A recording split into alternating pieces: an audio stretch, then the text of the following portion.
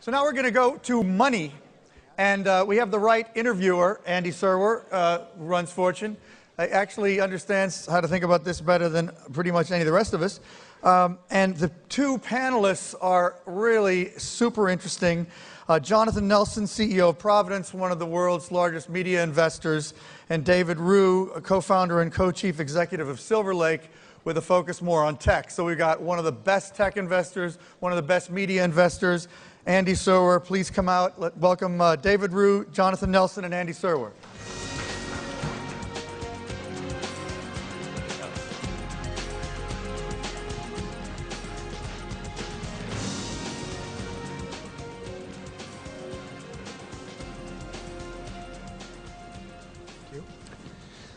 All right, good afternoon. We were supposed to be, you might have seen our program, we were supposed to be, there were supposed to be four of us. We were supposed to be here with Nancy Peretzman from Allen & Company, and unfortunately, she had a middle ear infection, and which I called her up and I said, you know, I'm very sorry to hear that. But I did tell her that she could have just gone right down to the Port Authority in Manhattan and hopped on a Greyhound, and it didn't work for her. She was supposed to fly out, but she couldn't fly. Because of the ear infection. So anyway, it'll have to just be us. And I'm delighted to welcome Jonathan Nelson and Dave Roux. They really need no introduction, but just very quickly, Jonathan is the founder and CEO of Providence Equity Partners, one of the biggest private equity firms in the world. And Dave Roux is the co-founder and co-CEO of Silverlake Partners, also one of the biggest private equity firms in the world. And as David Kirkpatrick noted, Jonathan's firm specializes in media and telecom, and Dave's Silverlake, of course, specializes in technology. And you know what's very interesting about this is that traditionally, when you thought about the capital markets and technology, and to a lesser extent media and telecom, you know, you talked about venture, and you know, there would be hot IPOs and startups and all this cool stuff.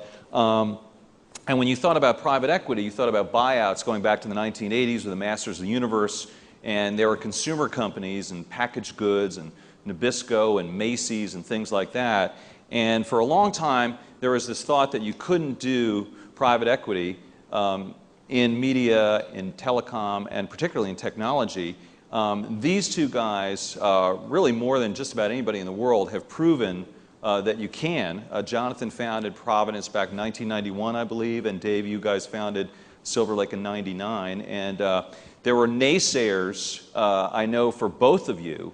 And I guess I'll start with you, Dave, and ask you, you know, in particular, I remember writing about you guys, and one of my bosses saying, you know, it sounds... Your bosses was actually a major naysayer. Yeah, he was a major naysayer. I turned the story in and said, you know, just wrote this kind of, you know, and the end of the story was, and we shall see where this goes kind of thing, which is kind of a lame-o way to end an article, but hey, I did it.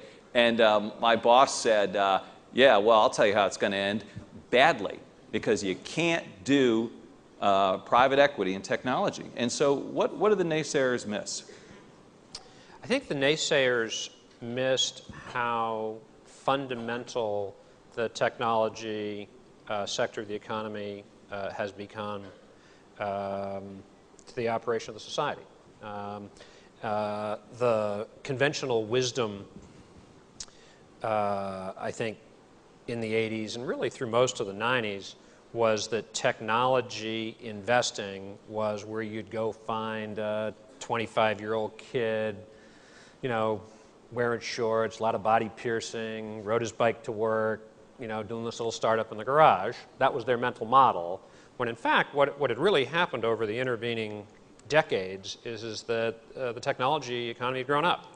It was tens of thousands of people. It was AMD, it was Intel, it was IBM, it was Cisco, and that those businesses were not only they were big, but they actually had big installed bases that made them very reliable sources of revenue and the associated cash flows that came from well-managed profits.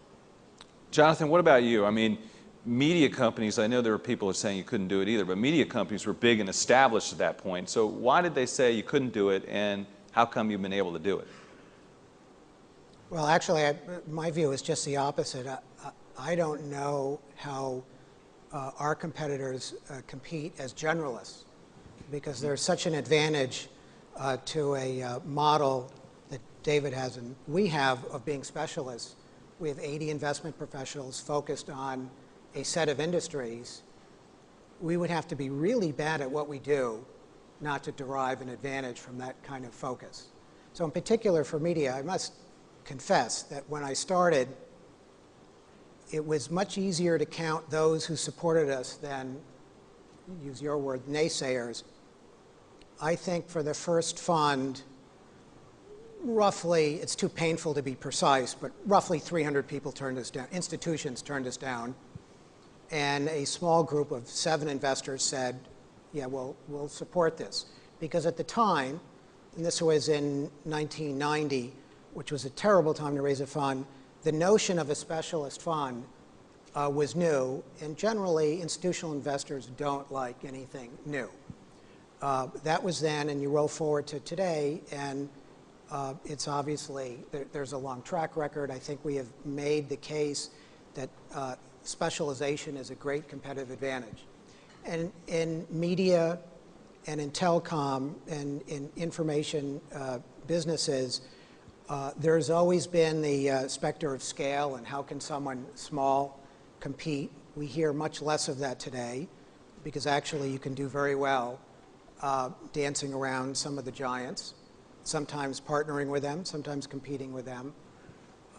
And for us, when I think about where we are today than where we started, we do large, medium, and small deals. Right.